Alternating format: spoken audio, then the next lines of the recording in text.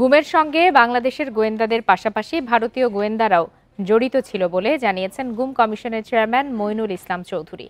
এক সংবাদ সম্মেলনে তিনি জানিয়েছেন ১,৮৫০টি অভিযোগ বিশ্লেষণে ২৫৩ জনের গুমের তথ্য প্রমাণ পাওয়া গেছে।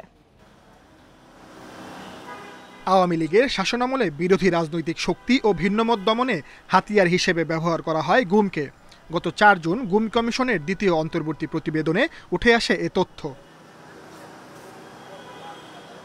এরই ধারাবাহিকতায় বৃহস্পতিবার গুলশানে সংবাদ সম্মেলন করে গুম কমিশন। এতে কমিশনের চেয়ারম্যান মইনুল ইসলাম চৌধুরী বলেন, গুমের জন্য দায়ীদের প্রাথমিকভাবে শনাক্ত করা গেছে। ১,৮৫০টি অভিযোগ বিশ্লেষণ করে ২৫৩ জনের গুমের তথ্য প্রমাণ পাওয়া গেছে।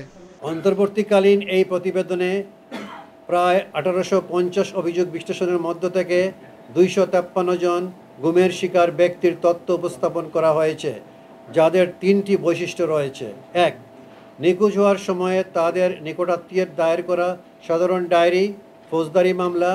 গুমের সবচেয়ে বেশি অভিযোগ র্যাবের বিরুদ্ধে জানিয়ে কমিশনের চেয়ারম্যান বলেন, এই তৎপরতায় বাংলাদেশের গোয়েন্দাদের পাশাপাশি ভারতীয় গোয়েন্দা বাহিনীও জড়িত ছিল। ইন্ডিয়ার সাথে আপনার বাংলাদেশের যে আপনার ল এনফোর্সিং এজেন্সিজ বা ইন্টেলিজেন্স এজেন্সিজ যারা জড়িত, ওই দেশে যারা জড়িত ওদের ব্যাপারে তো আমরা কিছু করতে পারবো না। গুমের অ্যালিগেশন সবচেয়ে বেশি র্যাবের বিরুদ্ধে, এবং র্যাবের যিনি মহাপরিচালক, বর্তমান মহাপরিচালক, উনি তো একটা পাবলিক স্টেটমেন্ট দিয়েছেন যে গুমের সাথে জড়িত ছিল র্যাব, এবং সেখানে আয়নাগর ছিল বা ডিটেনশন সেন্টার্স ছিল। গুমে নিখোঁজ হওয়া ব্যক্তিদের উদ্ধারে পুলিশের তৎপরতা চলছে বলেও জানিয়েছে commission. Sajjad Hossain, independent news, Dhaka.